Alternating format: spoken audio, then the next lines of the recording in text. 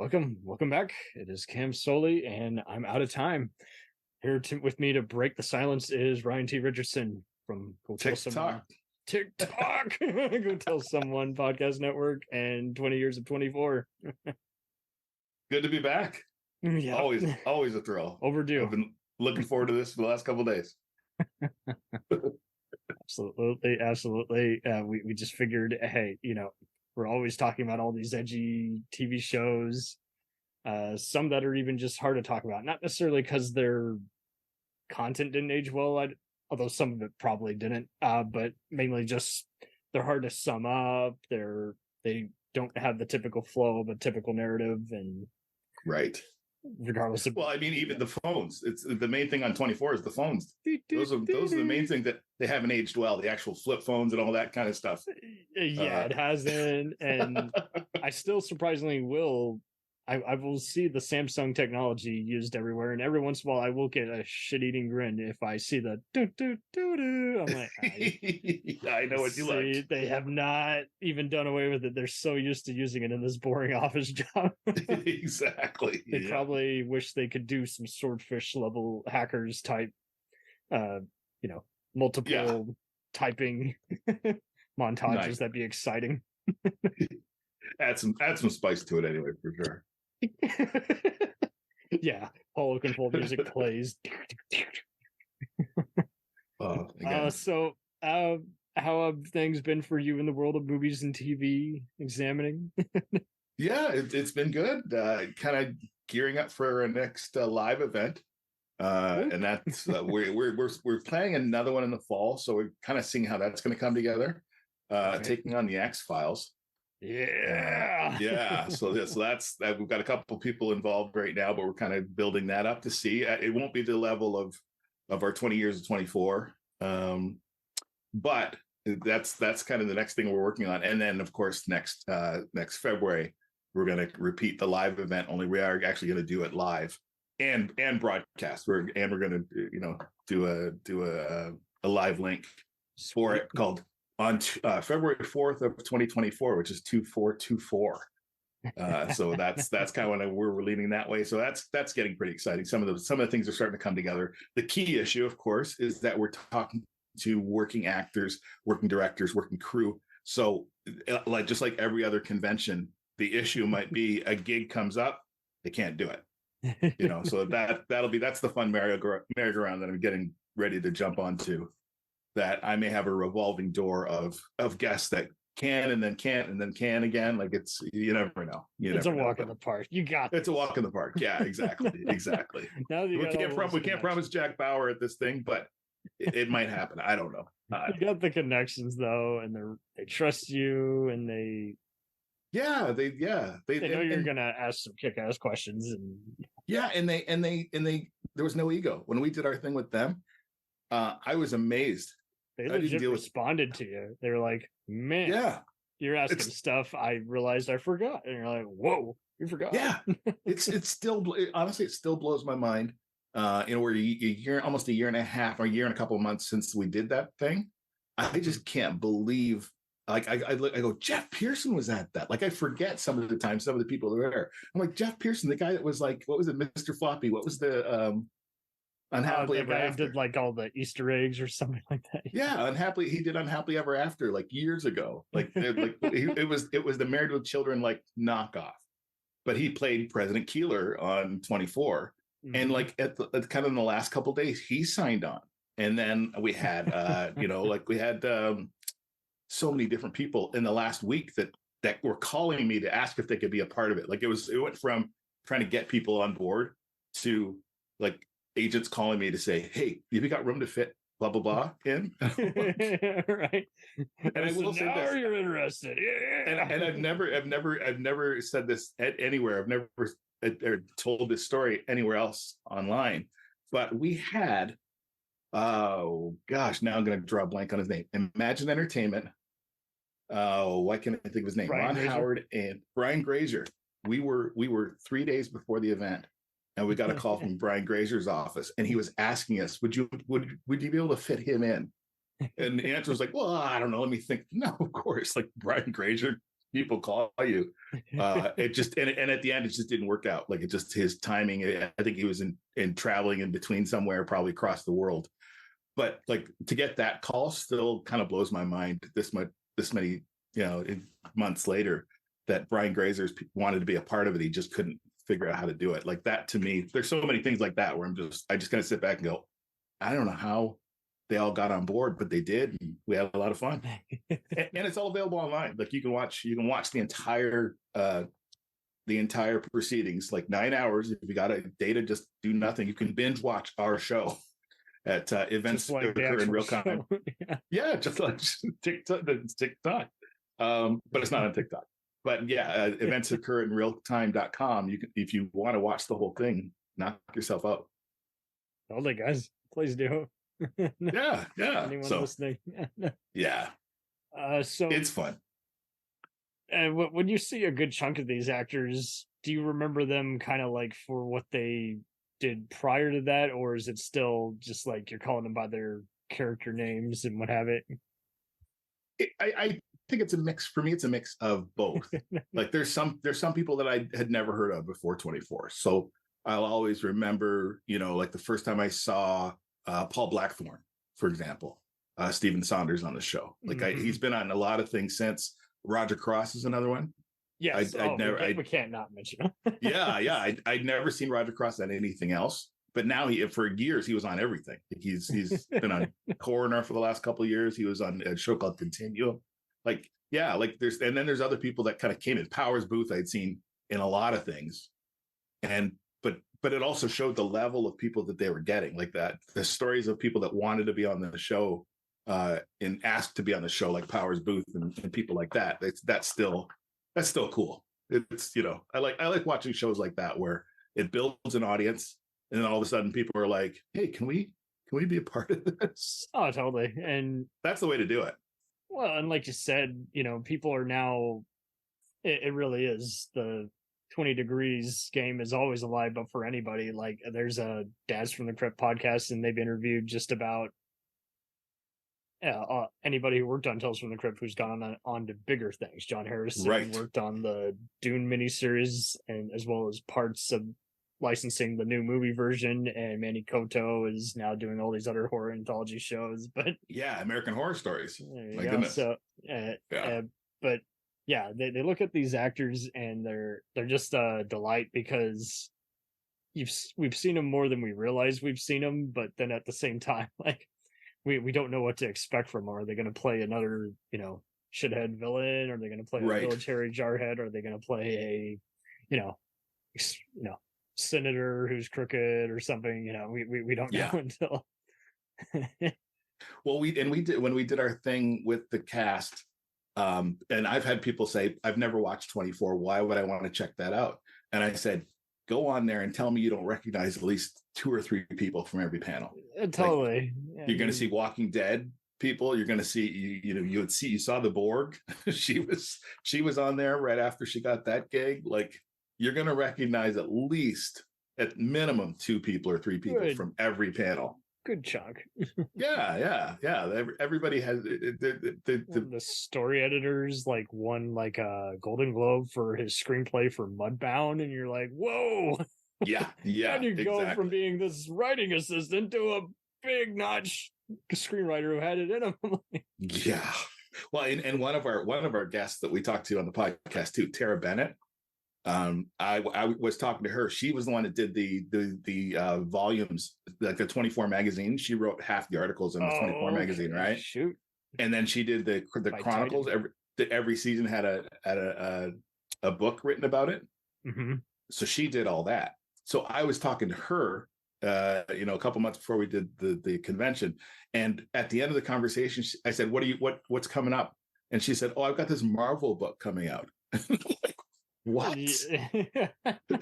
I might have dropped everything else. She was on the set of Endgame, of Infinity War. She was on the set of Black Panther, and everything was like, before that was all hush hush. She couldn't say anything, but she was like in the front row of all those films, so she could document like this 600-page book called 10 Years of Marvel. And I was like, I would have just talked about that. It is funny though how tell me more, please. yeah, if you can, and then they don't want to talk about it because it's like they lived it, and so then you understand, but then at the same time you're like, yeah, but do you have any idea? Yeah, yeah, it was crazy talking to like just people like that you find out what, like you said, what they've gone on to do is unbelievable. It's unbelievable. Yeah, 1000%. Yeah, it was fun. So, well, we'll talk about some people who have been on the TV show The Unit a bit because there's a bit of crossover with that counterterrorism faction. Yep. It's whole for the most part though. It's mostly a who's who of David Mamet films, as well as inspired by the same guy who wrote that movie Spartan with Val Kilmer. Right. Yes. Eric L. Haney, and so much like 24, it was kind of interesting how 24 opened up kind of the window of having a mixture of anti-heroes and war on terror, and then like even utter just bizarre mystery. Yeah. But yeah, completely shocking moments. Yeah. I'm not, and now it's second nature. I can't go a single primetime show without seeing someone dead in the first 5 minutes, and all the stuff that was like, oh, you can't do that on NYPD Blue and CSI is now second nature. And yet we're still, and so now it's kind of a shame though. Now we still got some toxic fandoms, like we got people beating each other up over Star Wars and Lord of the Rings and Halloween, and it's like, can we like not, guys? Yeah. I gotta say, I don't know if you're watching 1923 with Harrison Ford. Yes. Okay. Yeah. It gave me a moment. There's so many. I think without spoiling anything, I almost wished that they had brought him on for like 3 shows and then killed him off. Like that to me, I don't want him to go. I really like him on the show. Like deep down, I really don't want him to go. But boy, that would have been cool. They like the hype of Harrison Ford's doing TV and all this kind of stuff, and he's there with Helen Mirren. I think it would have been awesome if they just like let him do 3 shows and just taken him right out. I think that would have been a 24 move. I think they're ready to. That would have been a 24 move. It would have been a 24 move. Would have been a Scream move. They're definitely ready to do that again. It's just a question of when will they try it again. Right. Yeah. If they kill, for instance, Jimmy Smits on this new show he's on, East New York, that'd be a total shocker. Yeah, exactly. Yes, because it'd be like, oh, but that was my safe zone. That was the guy who made us want to check the show out. You know my theory though. And again, my theory is that Negan scared everybody away. That Negan episode. You think he did? I think it scared people away from being surprised. Like okay, you shocked us too much. I thought it was awesome. I had no issues with the way that was handled on that show. But it seems like that is the deal too. Like every other show, I actually tried applying for like this one film review site, and they were unimpressed with the reviews. They wanted more clickbait. Their words, not mine. And I was just like, well, so this is kind of annoying because when I try to do research for a TV show, sometimes I need a little recap. There's only so much time to rewatch so many episodes, and you'll go through the recaps, and it just sounds like the reviewer is the most impatient person on the planet. So or they're being encouraged by the site administrator. Oh, you must at the end of this have an issue with someone's acting, or having a plot twist fast enough. I'm like, guys, we are so spoiled. You realize we don't have to set the VCR anymore. We don't have a black box or anything for bootleg cable. We don't have all this. You got rid of your VCR? Oh man, no, I'll never. No, not me, but everybody else. Yeah. I mean, I'll always have a DVR. I know many people, they would get cabled and they'd cut the cord. I'm like, oh, well, I didn't have a DVR. I'm like, well, so you missed out on everything. That's right. Yeah, clickbait. I'm not built for a clickbait world. I don't think many trying to angle. That's I don't know. To me, that's too easy. And yes, it could make me very wealthy, and and blah blah blah. But it's just it's not us. It's not our real. Yeah, it's even not, yeah. Jack broke character when the undercover operation was too much. Yeah, exactly. And the fun thing is, these actors have embedded their roles so much that I do actually see them. I went ahead and downloaded some declassified books from the show. Yeah. Again, the ones I didn't finish, and it's just still interesting how you picture in your mind Sarah Clark, Roger Cross, and Eric Balfour bursting down a door with a SWAT team. Yeah, absolutely. That's the way they show up at parties, I figure. I've actually asked a few people if they wanted to do a cosplay, and unfortunately, kind of like the NCIS and Longmire crowds, they were there, but only in short bursts. Right. They were only available for like 1 weekend, so you missed out, unfortunately. But the fans are out there on any show, whether it's an old school one like Deadwood or Max Headroom, for lack of a better comparison, or but now I think you mentioned this up before, the Seinfeld effect, where there's people who love binge watching some of their favorite shows to where now all they're doing is just listening to all these podcasts or having it on in the background if it's on a streaming platform. Yeah. It's what's fascinating to me, and it wasn't quite to this point. I'm just pulling up the number now. When I started my podcast, I was a member of 24 Universe, right? And yeah, and I didn't know the administrator or anything like that. But when I started, I said, "Hey, this is what I'm doing. Do you want to work with me on it?" And Aaron was like, "Yes, absolutely. Let's partner up on this." We were at, I think we're at 8,000 members when I joined, like probably 2 years ago, like maybe even this month, maybe February. Sweet. The group was at 8,000 members. I'm looking at it's 83,000 members right now. Mm-hmm. And that all happened in the last 2 years. And that all happened it happened organically. Like there's no numbers that were pushed up. Please join the group. No, but it was like steadily, like I think I attribute to 24 being on Disney Plus around the world. That's the only thing that makes sense, because I don't understand how a group goes from, I've been trying to grow my groups from 0 to 500, and that takes a lot of work.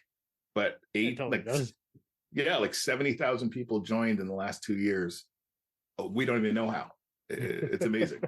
Like you said, the fans are out there. The fans are definitely out there. I was talking to a guy on Sunday who told me that in Nigeria, 24 is huge. Like people are still binging it and loving it. Probably because of the Redemption movie, you think? Yeah, I think that's probably, yeah. We talked about that. We talked about the season 7 storyline and Tubaku and all that kind of stuff. Yes. But yeah, it's pretty cool. We have listeners in Poland that are my uncle still answers the door sometimes that way. He'll be saying, "Hello there, bring them to me." Bring them to me. Very nice. Very nice. He's a zingers. He's the video game TV quoting guy, so he'll do all kinds of things from Crash Bandicoot too. Gotta love it. The gift. Fire me or get out of my chair. Oh. What is it? The one they say to Michelle is like, "Do you always talk in the restroom or something?" And that's second nature to me. I see that every day. I'm like, ugh, gross. Yeah. I mean, it's a quotable show, and I live by movie quotes. You know this, right? Like, correct. But I mean, I see people talking in the restroom. That is, yeah. But there's not like, there's not a lot of quotable shows anymore. There's not a lot of. There really aren't. Or if there is, you got to get to episode 9 before you get that quote. Yeah, exactly. Or it's got to be formulaic in a way, whereas it's like that's part of the deal in whatever order there must be. Exactly. Yeah. It is what it is. So our man of the hour, Dennis Haysbert. Yes. Love this man so much. I've been on some podcasts talking about the guy that it's so worth going over his obscure TV roles. He has done so many international productions, even it's insane. Yeah. What was he in? He was in Heat. Yep. Heat as the getaway driver. He's got the awful boss. Well, yeah. And the Clint Eastwood movie Absolute Power, which is based on a crazy conspiracy book. So him and Scott Glenn as Secret Service agents. That's right. But he was in this really good miniseries that is kind of like the Manchurian Candidate, for a lack of a better word. And it's called. It's got Wall in the title. It's the same one. It is called. Sorry, I'm looking at the resume, guys. This really insane one called. God, it's not listed here, and I know for a fact it's here. Is this pre-24? Yep, totally pre-24. It's a very harrowing movie. The writing on the wall, and I was only able to get this from one of those third-party, DVD sites. I don't know why it's never gotten a UK release. Wow.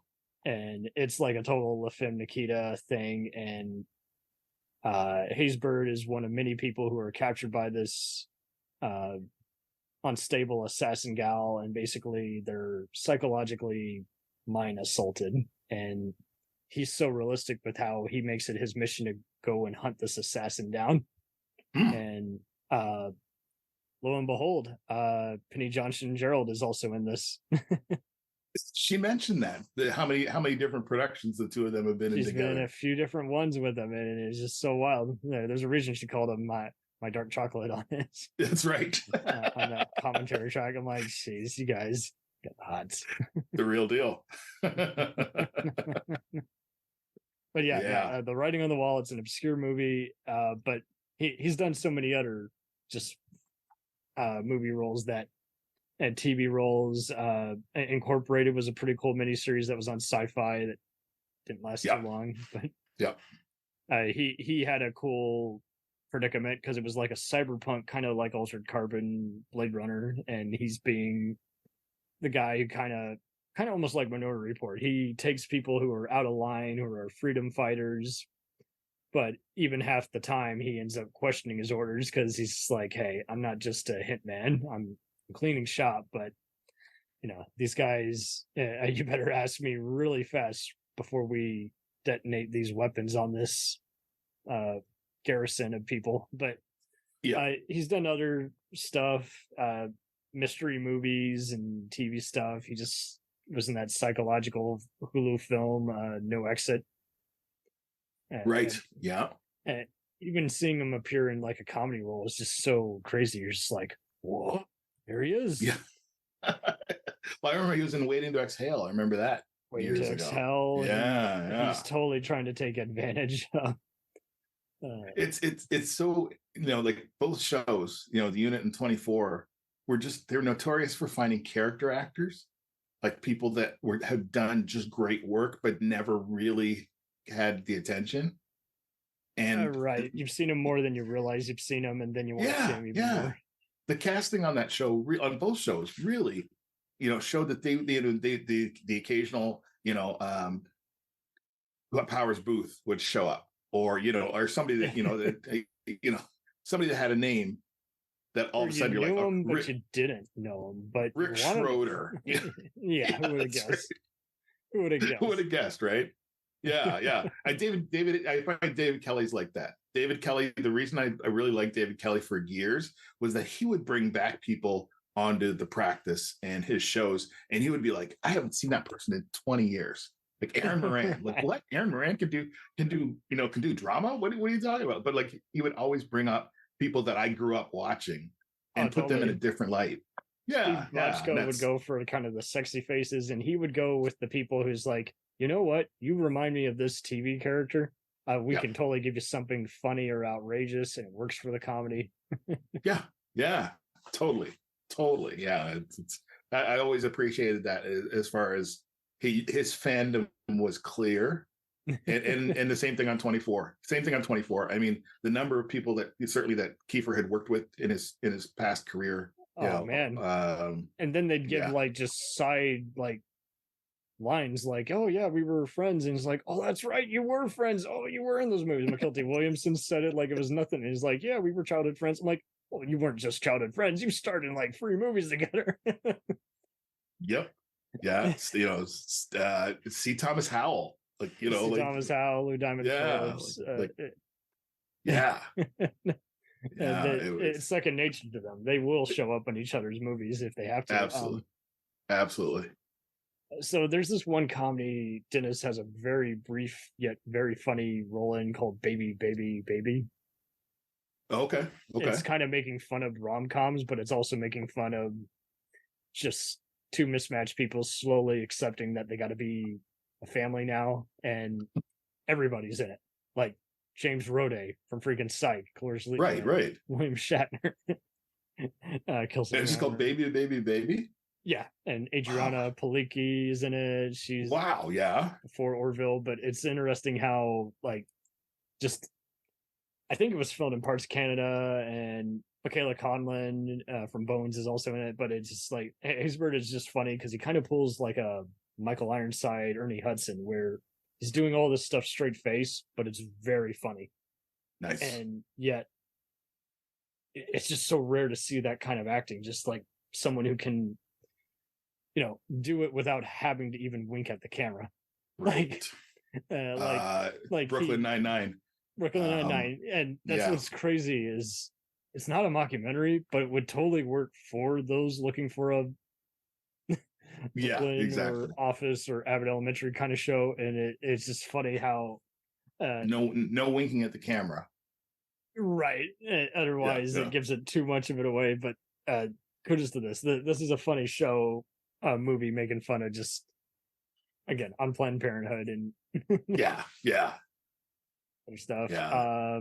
Oh, you've given me a list already of stuff that I didn't realize he was a part of. Just all his movies are pretty accessible. And again, he's pretty good at just being in on the format because Yeah, yeah, and much like Sam Jackson knows everyone's lines, he's good at just kind of knowing where he is in the scene yeah. because he's often getting, for a while he was getting all the authority figure stuff, and I was cool with him even joining some of these B movie kind of made for video and internet sagas like Dead Rising and even the Sniper movies because it's like, yeah, Yeah, yeah. Ghost Shooter and yeah, yeah. it was a major league reunion in a way. You're right. It really was. But yeah, Gee. I see a lot of people quoting. If they're not quoting Heat, then they're definitely quoting Major League. Just the voodoo thing. Yeah, Yeah, you yeah, could probably say it's kind of a stereotype role, but he owned the role. He's just yeah, yeah. It's not like it totally typecast him either. totally. And there's this UK show he's on. You'll either like it or hate it. And see, this is what's so crazy. They ask him for all these like international productions and animations, and each time you're just blown away. Like, oh my god, that is him. Yeah, yeah. It's called. There's another just wild show, and it is called. It's very recent, and it's another conspiracy thriller kind of show. It was around the same time he was on Lucifer. Backstrom. God. Undercover. Yeah. It's just Undercover. a miniseries by Peter Moffat. It's got Sophie Okinato. Okay. And Adrian Lester, who you might know from various UK productions. Yeah. As well as recognize the name. Yeah, Adrian Lester's all kinds of stuff. Yeah, yeah. Again, character actors. But yeah, Dennis is so insane in this because he plays one of the patients who's related to I think Sophie, and he's a prisoner on death row and he's communicating, but he can only communicate with his hands. He can hear them, but he can't actually communicate with you, and it's just so harrowing. You will, I guarantee you, everyone's gonna cry at that one because it's like, whoa. It's just I can't believe I haven't heard of that one. It's only in the last couple of years, right? It hasn't been all that promoted, which is so crazy. And I know they remade it in South Korea. It's just kind of an obscure show. It's a like it or hate it premise, but it's very intriguing. At least it's 6 episodes. And I'm on top of those. I'm on top of the BBC Channel 4. Like, all the BritBox stuff. Yeah, I love all that stuff. And I cannot believe that I missed one that Dennis Haysbert was in. Like, because I like the crossovers, I'm shocked. I'm actually It's shocked all that good, I'm my dude. hearing about this for the very first time. So thank you very much. You've done me a Anytime. service already. Anytime. Did you? I take it you saw his show Now and Again.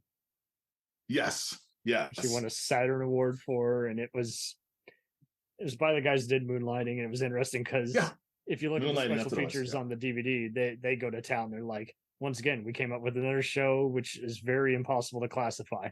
It's sci-fi, but it's kind of funny, but it's not always a comedy. It's kind of an adventure, but it's not really always a superhero thing.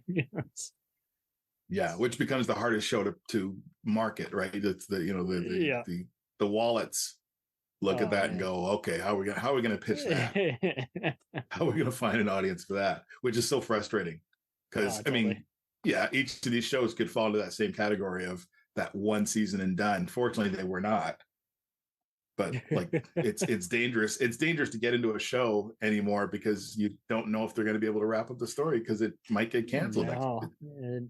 Crazy. I wish more people would do kind of like his unit writer Sean Ryan, where they write it as a 14-hour movie and then don't leave it to the powers that be to take that away. I saw.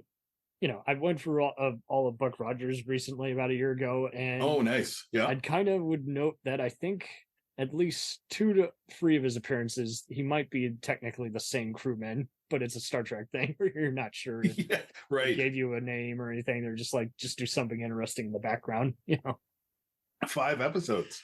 Mm-hmm. I own the set, and I couldn't remember.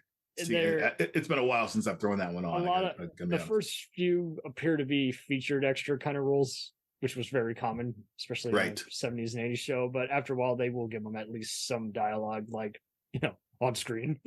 Yeah.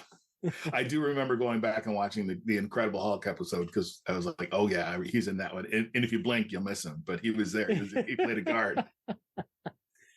I struggled finding him in the A-Team one, but it's a key episode where they're escaping the psychiatric ward. Right. Yeah. Season 1. Yeah. Oh man, like Magnum PI. It's like a later one, and just playing like a colonel at a funeral. But he's got some goodies and Crime Story is available for anyone anywhere, so you'll probably see his 2-episode arc. Right. Facts of Life. The 10 of Us. The White Shadows, so he's technically part of the St. Elsewhere universe. Right. Yeah. And of course, they go to the great Canadian series, The Outer Limits. The remake of The Outer Limits. And there's so many great guests on this one, and it's cool to know that he was on there when it hit the 2000s. He was kind of getting offered every other Showtime Canadian film project. Various DC, TV show roles, but voices. I can't remember if I saw his Blue Bloods episode, but Backstrom was interesting because he got to play off Rainn Wilson and Sarah Chalk. And was Backstrom just one season? It unfortunately was one season. I think it was. Yeah. It was kind of like a mixture of House meets Bones, and it was based off, I can't remember, a Swedish book series. And I wrongly thought that it was already a show, but no, it was a Swedish book, and they later adapted it. They wrapped it up pretty nicely though for 13 episodes, and it was one of those, I think, because House was still on, and I don't know. I think Fox just didn't market it the right way, and it's a shame because it totally could have been an amusing. What? Are you saying that Fox doesn't market all their projects? It's not, right. Like, this is anything. No, I can't. Fox doesn't market their best shows? What? Oh? Yeah. Did you see, speaking of Brooklyn Nine-Nine, I take it you saw his 2-part episode where they're kind of making fun of Die Hard? Yes. He's the witness, and he's he's like, what the hell are you doing? Why are you dressing me up as a psych ward patient? Oh yes. Oh yeah. And I'm trying to remember all kinds of narration. He's narrating. I was comparing him to the guy from Brooklyn Nine-Nine, but I cannot remember his name. The chief. Oh, Andre Brager. Yes, Andre Brager. Yeah. I always compare those two together. Like they have the ability to play the straight role that, you know, like they're funny, but it's like they don't know they're funny, and they're not trying to be funny. Those two characters, they're just being themselves, and everybody else is bonkers. You know, I call I call that, and I don't think I talked about this last time. It's the Green Acres effect. Do you remember? Do you remember the show Green Acres? Yes, I do. That's what you're watching. You're watching Andy Griffith. The premise was, but it was different because everybody was goofy and funny on Andy Griffith, and Petticoat Junction, which was the sister show, was all about that. Just they were quirky and all that kind of stuff. But my Green Acres, I got to write a book about. I want to write a book about the Green Acres, but the longer it takes, nobody's going to know what that is. The whole premise was you had one person that was a genius, and everybody else around them were idiots, right? Yeah, and that's what was the premise of the show. So you look at a show like Parks and Rec is a great one. You have one smart person, and everybody else around them is just, but they're speaking their own language, and they all understand each other. Yes. And so Oliver Wendell Holmes would get so frustrated. No, Oliver Wendell Douglas would get so frustrated because he was the smart one, but he couldn't relate to anybody else on the show. And his wife was one of those that understood what exactly was going all the way around him. And that's what made that show. That's what made that show so good. That you had the smartest person in the room was the idiot, you know, by comparison. Oh, 1,000%. And I think that's just it. I think that's what he's drawn to, is those kinds of roles. Stuff that he would have seen on a 40s to 70s era show, as well as picking, like you say, just I mean, he did that plenty as David Palmer, and I think that's why we liked him, where you know, half the time when, you know, like even on just that first season alone, when he talks to his like chief of staff and he's like, whoa. We're not even I'm not even elected yet, and you already want me to act like a politician. Whoa. Cut the shit. Yeah, back off. Exactly. Yeah. I am not gonna applaud murdering somebody or doing something this or covering up something. No. I'm not that guy. Not that guy. We're gonna have a clean campaign. Yep. So he's been narrating like Meet the Press this last like 5 years, so it was kind of cool. I don't watch daytime TV, but it was cool to just see that he was getting some of that in, because like, did you ever play any video games? Like, oh yes.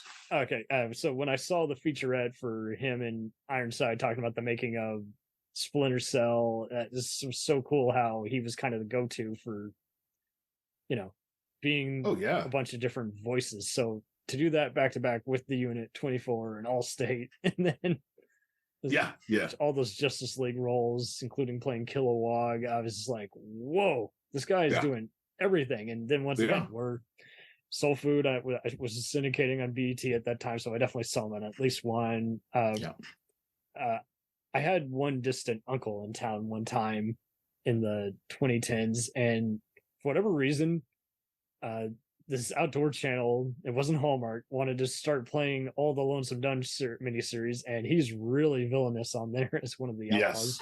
Yes. And just so cool seeing him, and once again, like you say, these chameleons who have been around for a while, Will Peterson on there, and you're like, but this is even more enjoyable now versus then, when we kind of knew you, but we didn't really.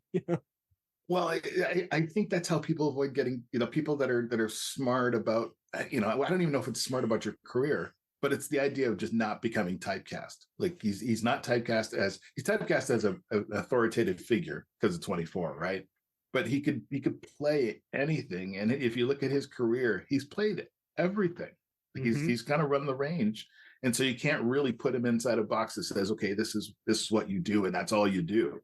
I'm just waiting for him and Kiefer, or one of the other guys, to work together again. The closest, he was in the comedy Naked with Damon Wayans, and I kid you not, it's kind of a The Unit reunion. Okay. Scott Foley. And I didn't see that one. The one with Damon Wayans. Yeah. Not Damon Wayans. Why am I saying that? One of the other, Marlon. Yeah, the one with Marlon. I didn't watch that one. I got to say. So he was there. And there was some other. God, I knew I saw someone else from the Unit on there. But either way, it's interesting how they kind of just sneak that in, and you wonder, you know, did so and so get hired, and then they suggested, hey, you know, Right. I know someone else who'd be perfect for you. He's in Dear White People as, again, the Yeah. dean who The kind of dean. sells Yeah. out. And so, once again, it goes back to your point. He's good at doing these roles where, in this point, he kind of sells out and then goes along with the agenda of this, bigoted college campus. And then Yeah. it's, there's other movies he's done recently, like Kodachrome with Ed Harris and Elizabeth Olsen, where Right. he doesn't appear until the very end, but they know how to give him these pivotal moments to where you're just like, see, he's in it to win it. So even if exactly, and once again, he might be the only thing. He might be one of the only people you remember in the movie. In some of the he stuff very well could be, and he's been fortunate enough to get it into the trailers. So if your kid's watching something like Mr. Peabody and Sherman or Wreck-It Ralph, they've already seen him without realizing they've seen him. Exactly. Yeah. It's quite the career. It's quite the, and obviously it's still going. Like he's still picking up stuff. And if you look at his earliest, I mean, I was going through it the other day. His earliest stuff on TV was Lou Grant and Laverne and Shirley and The White Shadow. Like those are three shows that I watched without fail. Like I did not miss an episode of The White Shadow. That was just I just thought it was one of the greatest shows as a kid. I don't know if it holds up now, but as a kid, that show was just everything. That show was cool. They left their own impressions because how could they not? They had this giant cast. He gets to play opposite as Holly Berry's lover and Alex Haley's queen, his spiritual continuation of Roots. Yep. Ladies, he's bare chested, so you'll probably like him there. But that's right. Random Hearts, he plays a crooked cop who gets a cool fight scene with Harrison Ford in that one. It's a like it or hate it movie, but what's cooking is even crazier because that's a bunch of unlikely neighbors coming together for Thanksgiving. Yeah. It's a big giant cast that includes Mercedes Rowe, Maury Chutkan, Juliana Margulies, Alfred Rudar, and Kyra Sedgwick. And ironically, in the same scene, he and Gregory Itzin, that's right, President Charles Logan, are both in the same scene. It's like, now I know someone must have referenced each other, said, "Hey, I know a guy who can play. I know a guy that can do this."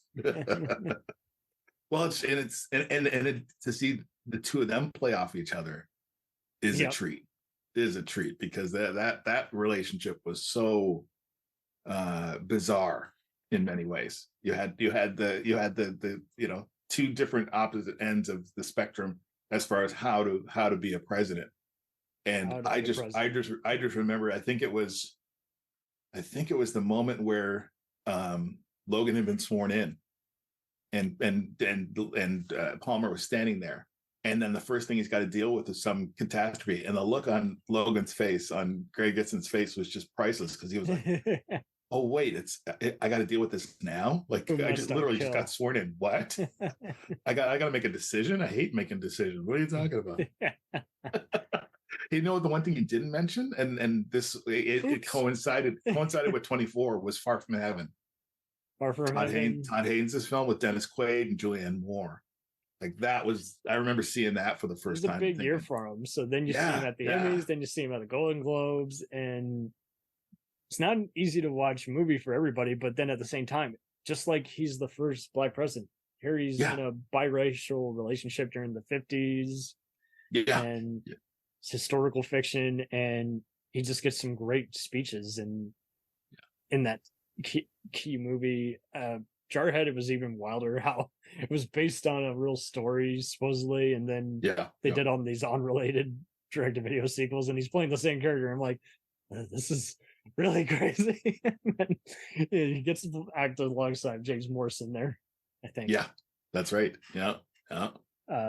You might have seen this one movie called Standoff, which was this obscure psychological mystery he did, and Michael O'Neill's also in there, I think, if I'm not mistaken. Okay.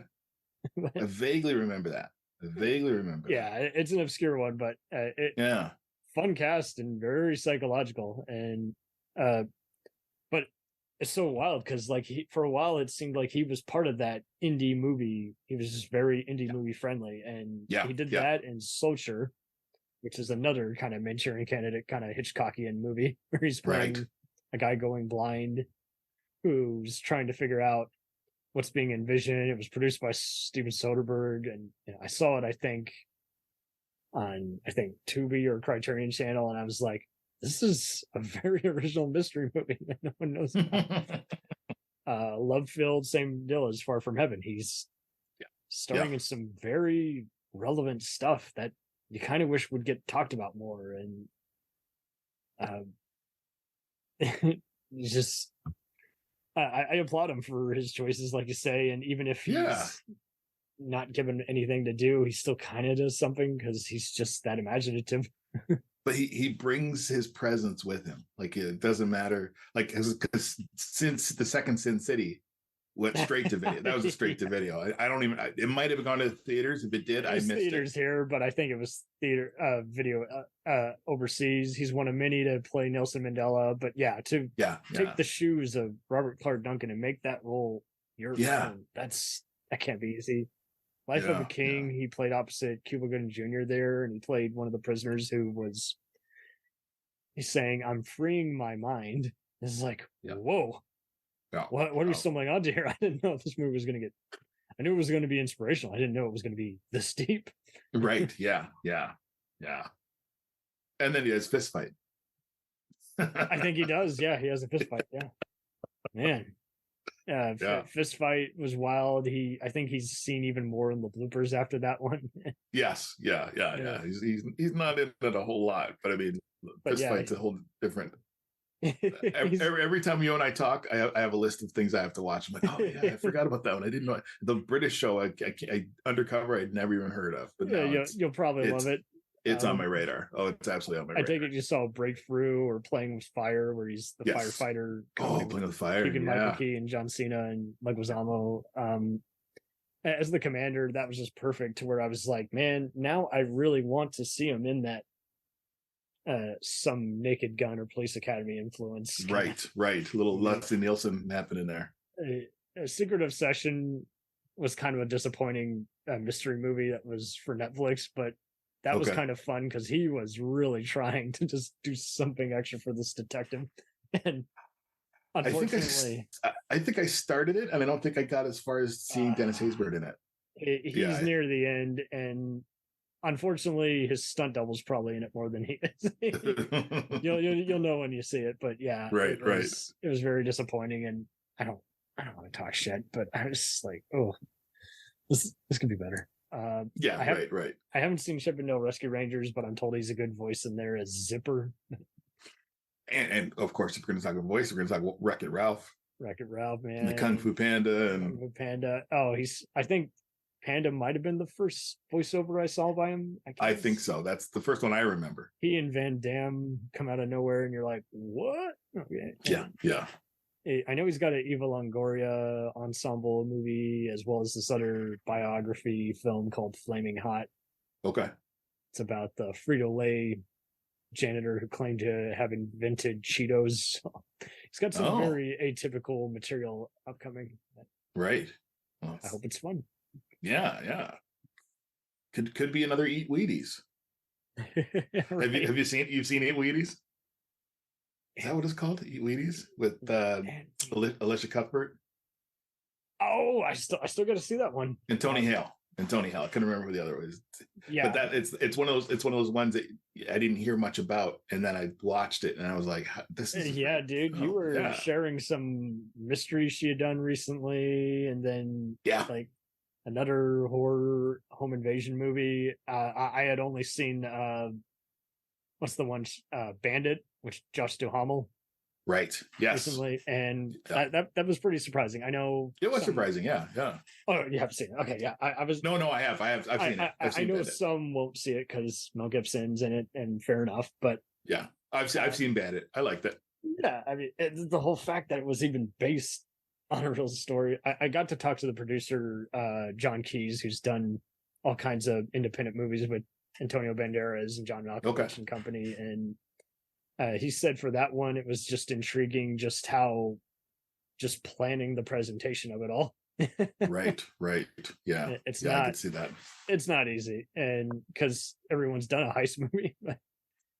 I can safely say, like, just how I've seen most of these guys' movies, I've definitely have seen Elisha Cuthbert was in this one movie that I think was like made for TVS that had Joe Mantegna. It was like it was a one of many, and almost everyone's got these with just an airport type movie, plane type movie. Right. Yeah. It's in everybody's repertoire somewhere. Like you have to do one of those. Airspeed, that's the name. Airspeed. And it comes up stars every once in a while. That is not one I've seen. That is not one I've seen. You'll either have fun or find it boring. It depends on what a disaster. I'll probably enjoy it. I'll probably enjoy it. Does it anything like a Lifetime movie? I'm in. Close. Not quite, but close. What's funny though is Kiefer was in this other disaster movie called Ground Control. Yes. And who else was in that? I'm trying to remember now. For Ground Control, he had I think it was Bruce McGill, and yes, there was like a bunch of other just it went to like theaters in like Italy and direct-to-video here in the States, and like aired as like a PAX original movie 5 years later or something. Right. So Kiefer had his fair share of, he had Henry Winkler, Robert Sean Leonard, Kelly McGillis, Christy Swanson. I have seen that. So they've all had their share of one location movies. Right. Yes. Get distributed by Sony or Lionsgate or premiere on HBO. And Kiefer was kind of that deal. I mean, obviously Rob Reiner and Joe Schumacher use him in just about every other movie they did, but it was interesting how, once he became kind of the go-to for playing a psycho, then he just, for lack of a better word, he was kind of like Vincent D'Onofrio. He just was the go-to for a while. Just play somebody very bizarre, like on Freeway or Truth and Consequences. I'm surprised he didn't even get typecast as a vampire, because it just seemed like he was doing that for a while. And then I think, I think the change for him when he was leaning towards Jack Bauer was after Eye for an Eye. Definitely. Because I think that was a hard one to get out of your head. Like it really, just from start to finish. He would get stopped by a producer's girlfriend who would be like, "Oh no, I've seen that movie too many times on the movie channels." Or you're frightening, and he's the nicest guy in the world. Nicest guy. He is not that guy. He is not that guy. But that movie, I think that movie was where he stopped and said, "All right, maybe I need to do something different. Maybe I need to redeem my."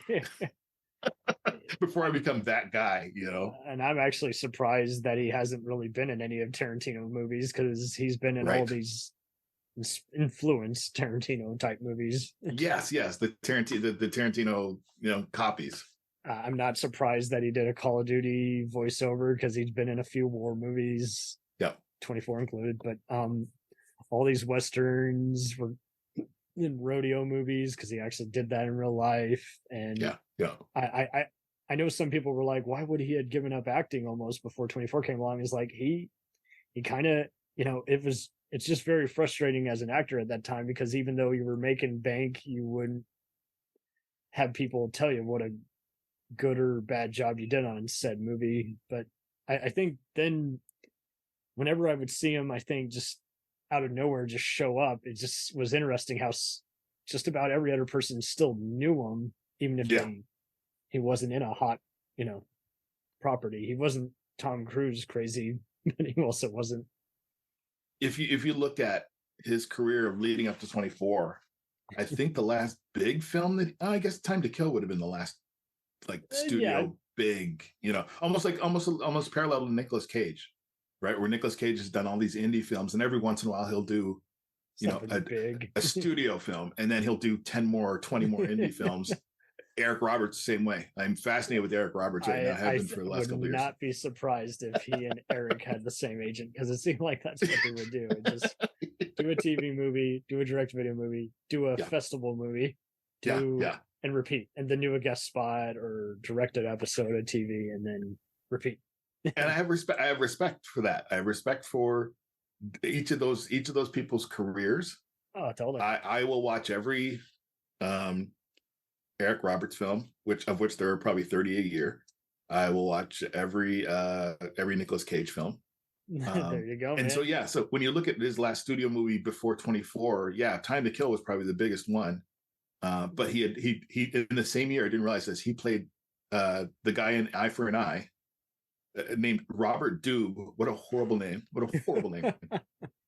He just sounds like a dirtbag. And then Freddie Lee Cobb in Time to Kill with his dad, even though they didn't share a scene, right?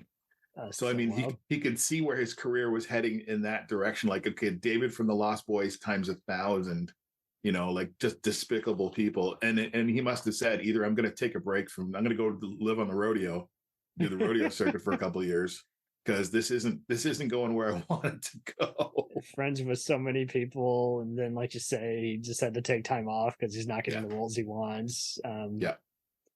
And then gets involved doing all these other voiceovers. I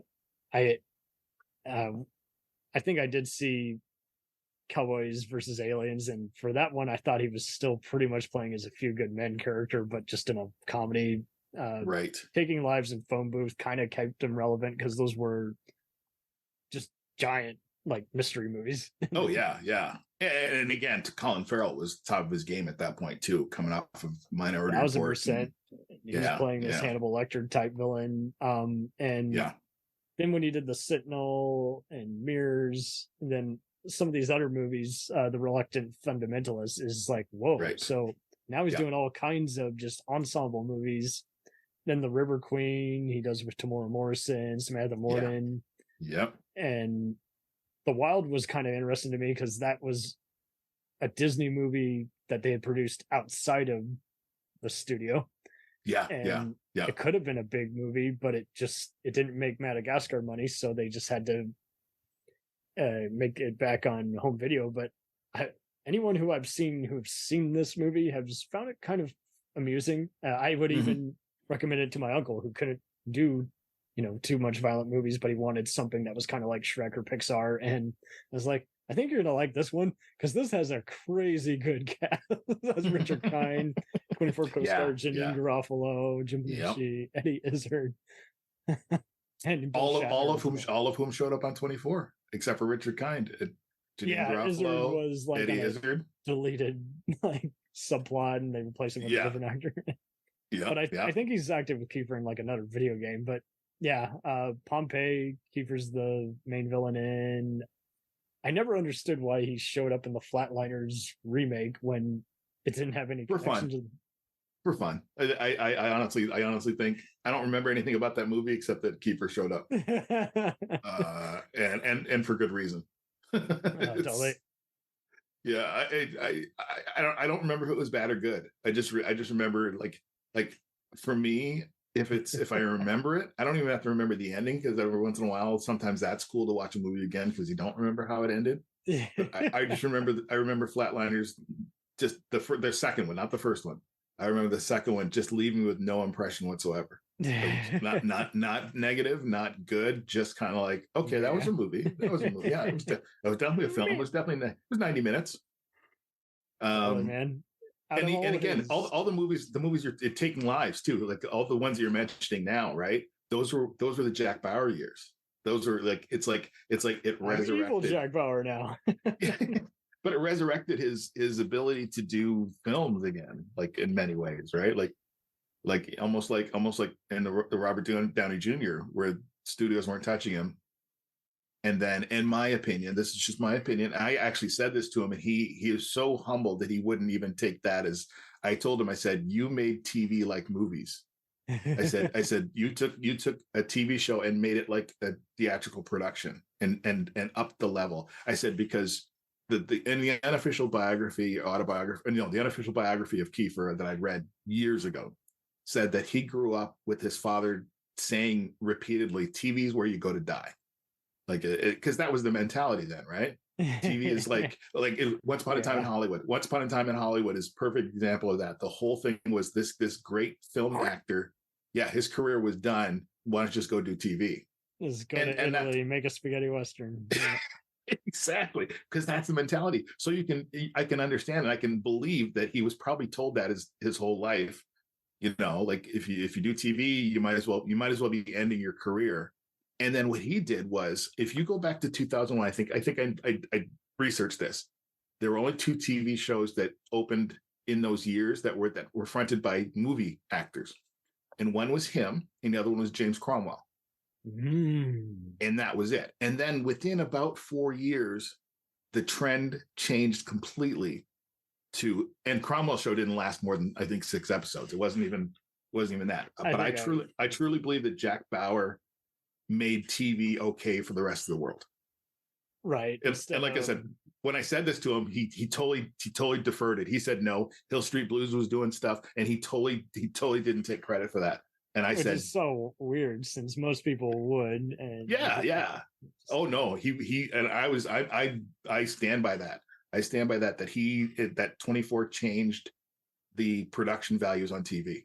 I really do. Keep trying to typecast him, but yet he says in every interview, and he's got a reason for why this show stands out.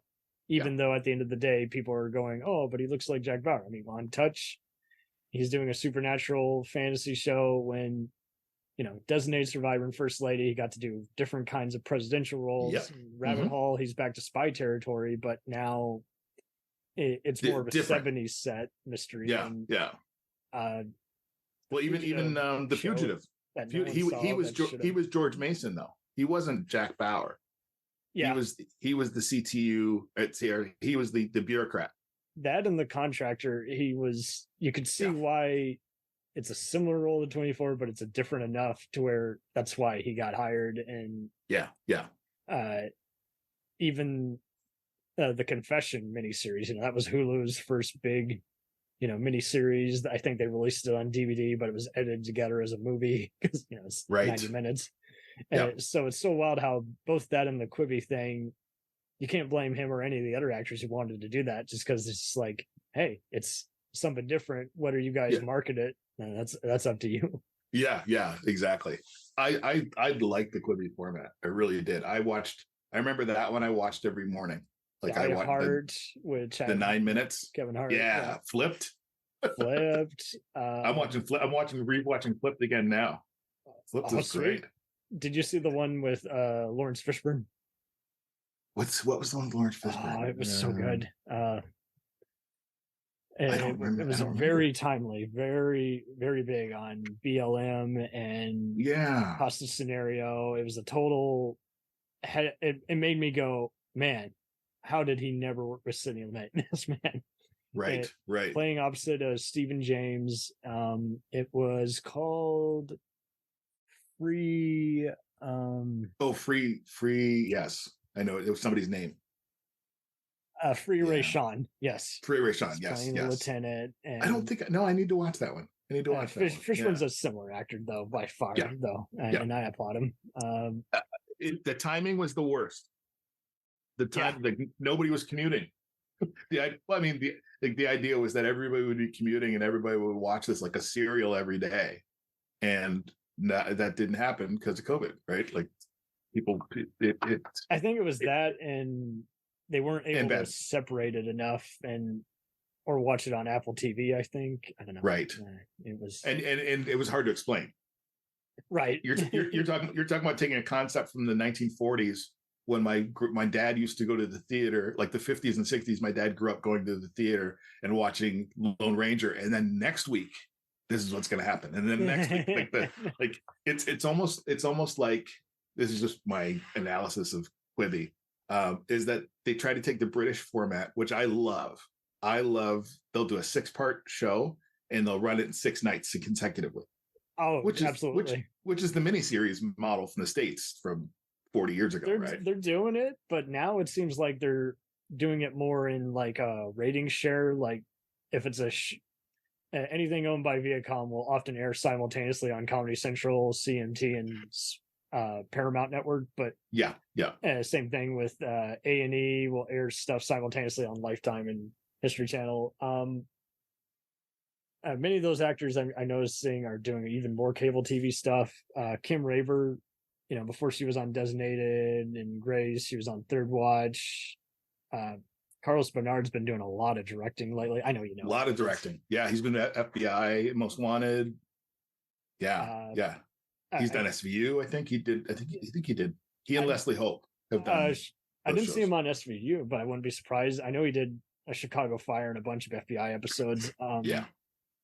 Did you see his guest spot on Major Crimes, where he's the suspected bodyguard who may or may not have killed one of his clientele? No. Okay, totally recommend. But recently, is that fairly recently? Fairly. I mean, 2018. Yeah. Okay. Yeah. Is Major Crime still on?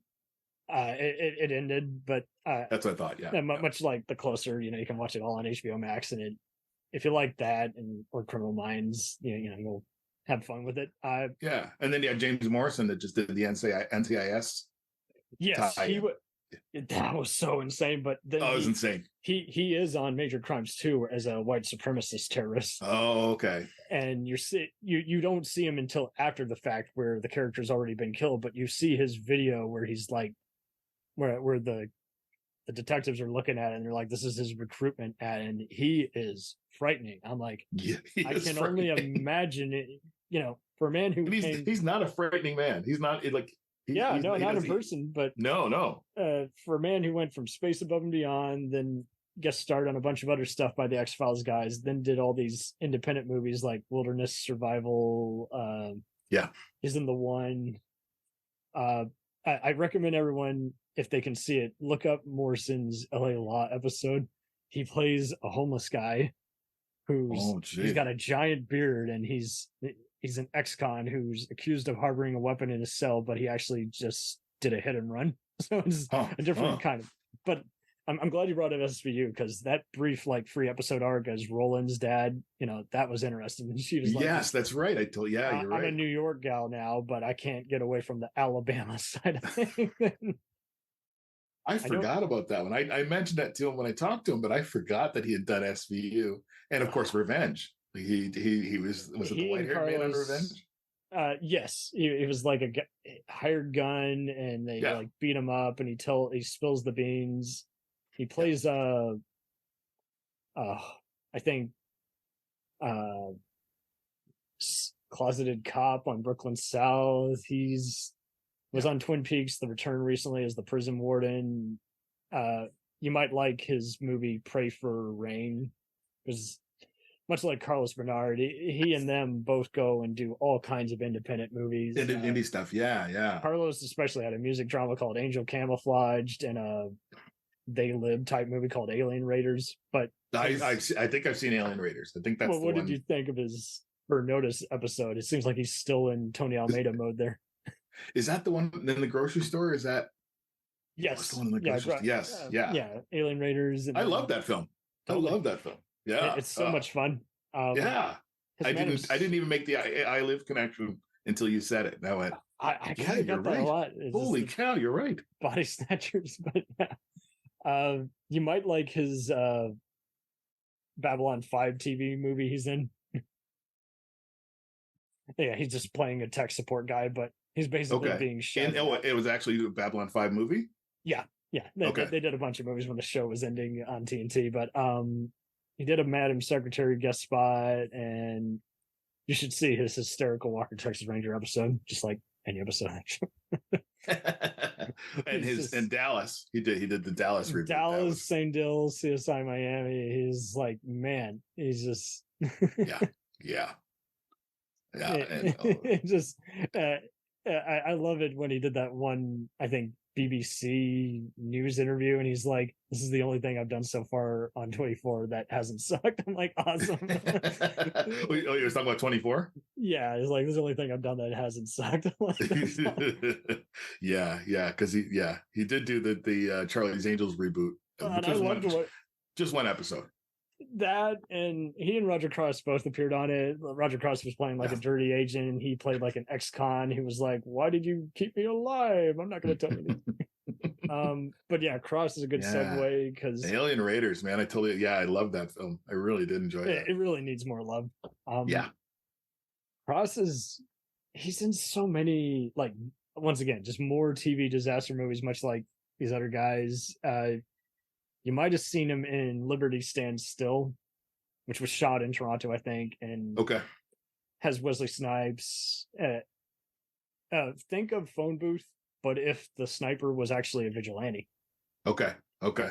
He's trying Nice. to get Nice. revenge on an NRA type company owner who's caused a bunch of school shootings. So it's even more timely, this movie. Sure. Yeah. Yeah. So Cross was interesting though, because he would just make so many, again, just like you say, Corner's a big show, but then he's making multiple guest spots on X-Files and other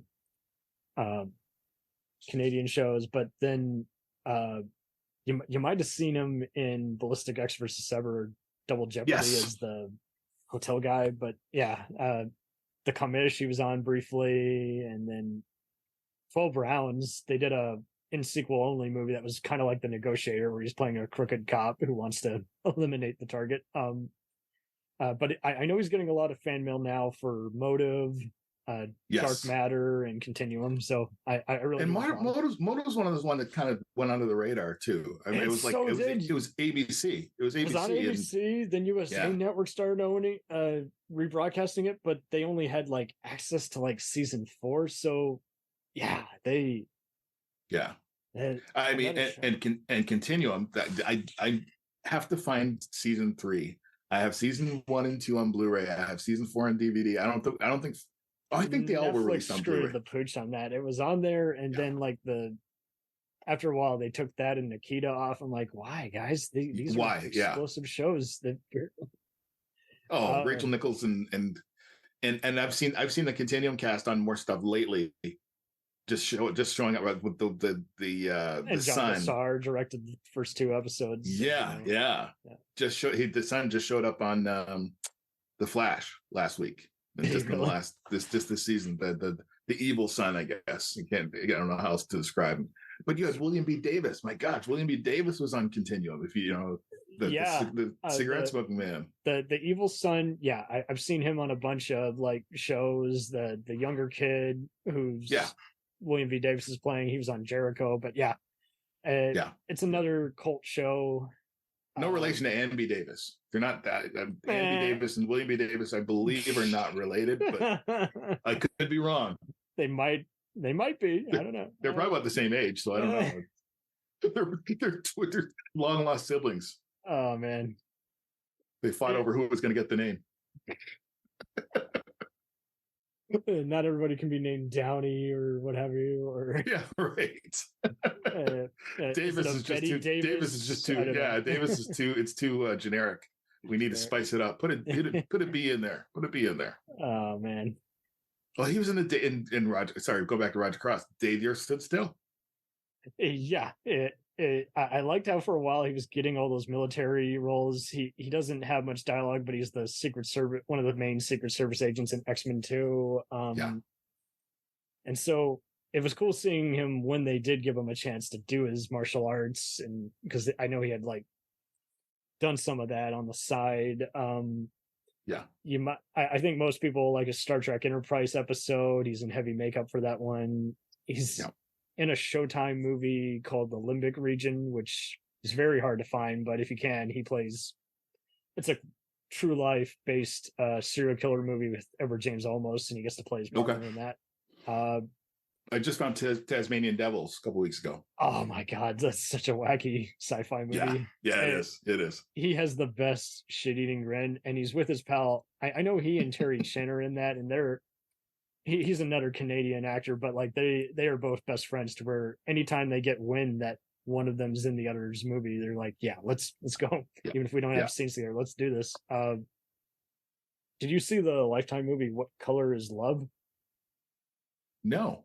Okay, so this is a very cool movie he did with Jennifer Finnegan, which was kind of showing how it was a very surprisingly mature movie, just showing I saw it actually years ago when I was pet sitting because it came on a bunch, but it was basically it's not lowbrow like you would think it, or cliche like you would think it'd be. It just was a very good approach at looking at how ugly a child custody battle can end up being. Right. And she justifies her end, he justifies his end, and kind of like any kind of legal show, you're just so invested because you're just like, see, this is showing how ugly stuff can get when it gets carried away. When it gets, it goes farther than it needs to. Yeah, I had a personal experience with that where I had a judge tell my client and the other client, like, grow up, like literally said this in open court, grow up. If you continue this, it's going to cost a lot of money, and quoted a number and basically said, grow up and get it together, work it out, come back. We will not. And that was the day I was like, well, I've been doing this long enough. Jeez. Yeah, I was like, the judge is making perfect sense, and yeah, both clients were idiots. So yeah, he's absolutely, and I couldn't say you're absolutely right. Right. Otherwise, you won't be able to rep them. But at the same time, it's just like, yeah, you guys, you got all this money and no brains. Yeah, exactly. And they didn't have a whole lot of money, but they had no brains. So yeah, it's, it's funny too. We didn't even talk about the Gates and Arrow. Yeah. Do you remember the Gates? The Gates is so underrated. I kind of felt like they, just like his NCIS episode, they didn't give him enough to do. But as the coach, it's interesting. He kind of is one of the three main people who kind of brushed the investigators away. And it, for those who didn't see it, it was another Twilight Zone, Twin Peaks type show. Just a town with great cast, emotional unrest, and supernatural. It's like every other person is either a succubus or a demon or a body snatcher. Yeah. Colton Haynes, right, from Arrow. Haynes and Marisol Nichols. Yeah, there you go. 24 reunion there. Frank Grillo. Years before, he was the go-to guy for being in miniseries and everything. And years before he got the Purge and Marvel card. And Rona Mitra. Oh, yes. Is that Mitra? I don't even know. Rona Mitra, Miss Tomb Raider herself. That was definitely one of the first recurring TV roles I saw her in outside of Boston Legal and freaking Last Ship and Strike Back. But yeah. And again, it's almost easy to forget that he was in Arrow in the first season. With, he's very underused as Stephen Saunders is. He betrayed us to Stephen Saunders. Completely. Damn you, Stephen Saunders. That's probably Blackthorn's best known role outside of 24. I agree. I get because he wasn't on 24 very long. Was he maybe 6 or 7 episodes? Maybe enough to don't take my daughter into the infected area. Like, that was Kim in a bad wig, Kim in a bad. Oh my god. Yeah. Oh, and you know what? He's showing up. Roger Cross is showing up and going back to Roger Cross, who's on right now. Murdoch Mysteries. That makes sense. Yes. Anytime anyone sees something on like Ovation or like what used to be UPN, like chances are you're going to probably see him on an episode of something like The Listener or some Sci Factor or some Canadian production somewhere. Yeah, but I mean, I got to applaud him though for doing all these. Oh yeah, again, international productions.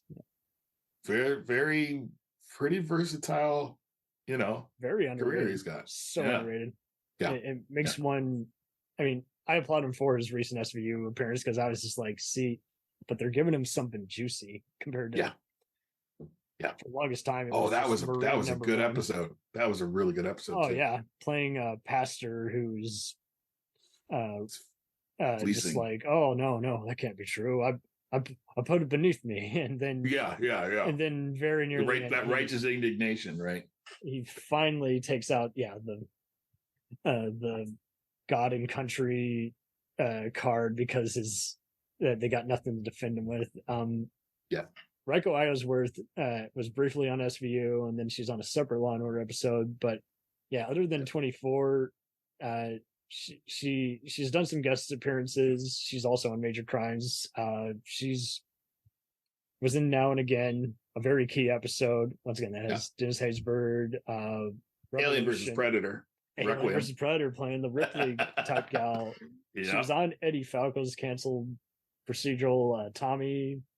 She's actually on a canceled Law and Order show, Conviction, which if anyone should see, definitely see That or Trial by Jury. If you want to see unrecognizable, even the other guys who were on Law and Order multiple times, like Giancarlo Esposito, is like she plays basically a maniac who's willing to let her kid do jail time just because she's got like a psychosexual attraction to all these DAs. It's just like when she does all these roles, you're just like, how did she do that? Like, because she's so nice, and you're just like, oh, Michelle.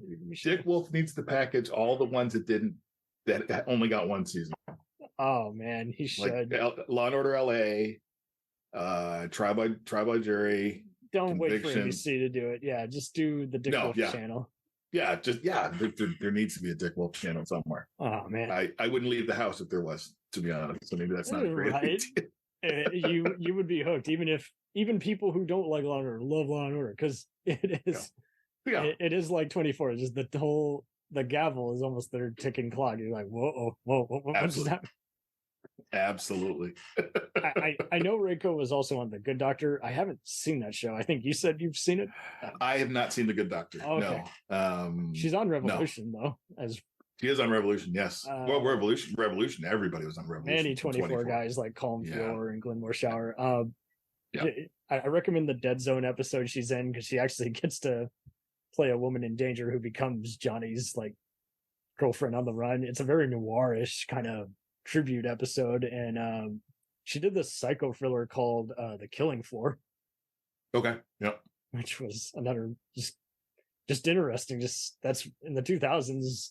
She and Chloe portraying Mary Lynn Rajskub just would appear in just the most unusual stuff. I was like, one of them's just a theater actress, and Mary Lynn's interesting because she's kind of just, this is a gal who came from, again, comedy. Larry Sanders and Legally Blonde too. Played a hacker. Mr. Show played a hacker gal in Firewall with Harrison Ford. All you need to do, if you're YouTubing, check them on YouTube, look up Mary Lynn Rajskub and Rap the Musical. I think I did. Isn't that a funny guy thing? It's a Mr. Show sketch. Oh, shoot! Oh my God, Rap the Musical. It's got to be one of the funniest things I've ever seen. Like, her and Bob Odenkirk are. It's gold. It's absolute gold. Oh, totally. If you only see one thing after 24 that's got Mary Lynn in it, that's the thing to watch for sure. 1,000%. Very interesting career. Such an underrated comedic actress. Larry Sanders, my gosh. It's interesting seeing on HBO Max, seeing how they've remastered it. It's pretty interesting. I can't. We were talking about Itzin earlier. He's appeared on all the Star Treks. He has brief roles in Original Sin, in CIS, Fear and Loathing, playing the warden, law-abiding citizen. But I think you mentioned it before, how he's such a key, wacky scene in Airplane, and he's on all the once again every other David E. Kelly legal show. But I loved his episode of St. Elsewhere because he played a man who fainted every time he laughs too hard. Right. Oh, gee, boy, that's reaching back. That's good. That is good. So wild. And Cherry Jones, who played President Taylor, Zai Ma, who was Chang, and Rush Hour. And doing kung fu now. Mm-hmm. He's used to being the sensei now. Michael O'Neill, he's in the first 2 episodes. Benny Johnson, Gerald, Sherry Palmer, and Bob Gunnan's the chief of staff. Those 3, they've been around almost as long as Jones and Ma, but like I applaud them even more because they always have like the most difficult roles. Like Gunton, I am never surprised to see playing a Trumpian type elite guy who you just want to see serve jail time. And then Gerald will be interesting because, unlike Sherry, again, she's also from the Larry Saunders camp, but it's interesting too how, as well as the Star Trek camp, but she's interesting too in that, even before she got to Orville and you complimented, John saying how'd you get a great Darth Vader performance from her, she's just interesting in that she's kind of been the go-to for playing rights activists, lawyers, and just even if she has a housewife role, like she will often have, she nails it, some important thing, just showing a realistic idea of what couples do if they argue. And it's like, she must have a really good agent, because I don't know how she does it. She The gets stuff she gets is so interesting. James Badgedale again. Just hearing that commentary track when he talks about his role as Chase, he's like, I literally acting is construction working. Yeah, right. You put the arts and crafts together, and you get a big jigsaw puzzle that was worth the build. Yeah. I love hearing people that have gone through the process, and I'm one of those people that listens to commentary. I buy stuff for commentary. Commentary is everything, man. I applaud you for the stuff you got with DB Woodside and Leslie Hope, because I really do not. Thanks. I do not get why Woodside is not a bigger name outside of Angel and Lucifer, and why Hope, she always wanted to do directing, but it took a while, and it's just so sad that interview you did, as well as another one in recent years where she talked about how people would just throw out the Canuck slang, but in a bad way. And you're just like, right. Why does everyone assume that because you're doing something in Canada, it's cheap and awful? It doesn't make any sense. Well, we had a track record of shows like The Beachcombers, and we earned it to some degree. But we Americans make filth on a regular basis. People watching The Bachelor, it's just like, so I don't get it.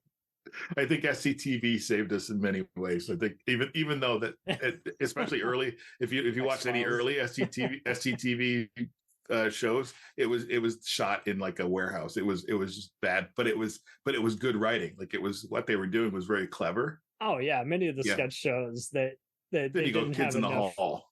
The Kids in the Hall, same. Just I think comedy saved Canada in many ways, as far as being a credible place to do things. Yeah. I take it you watched a bunch of Corner Gas. Corner Gas is the one I hated. I never. You know why? Because I knew Brett Butt as a comedian before, and I didn't think it was very funny. So I think the only Corner Gas I actually watched was when Kiefer Sutherland showed up on the show. It's the only episode that he's playing himself, and it's such weird because he looks like he just walked off the 24 set. He does, yeah. He's wearing a wardrobe and has the flip phone. You're like, I see what you guys did. Yeah. That's like I said, there was it was when I was a child, but there was a show called The Beachcombers that was just so Canadian. Like, everything about it was just Canadian. And I live across from Detroit. I don't want to be too Canadian. I don't really have the Canadian accent. Every once in a while, I've caught myself a couple times saying "ooh" since I've been on here, but for the most part, I live across from Detroit, so I'm more influenced by, that in my life than I am to Toronto or anywhere else in Canada. How did it run so long? Oh my gosh! Oh, you looked at it was around forever. It was awful. It was what all my friends thought Canadians were like. Oh dear. And the Trailer Park Boys is a bit of a satire on shows like The Beachcombers. Yeah, because that's another one. Yeah, they're intrinsically Canadian, but it's not. They're poking fun at it a bit. And it was kind of the first of the mockumentaries, which is so crazy because people give the credit to The Office and Arrested Development, and you're just like, yeah, but Trailer Park Boys was out a while longer.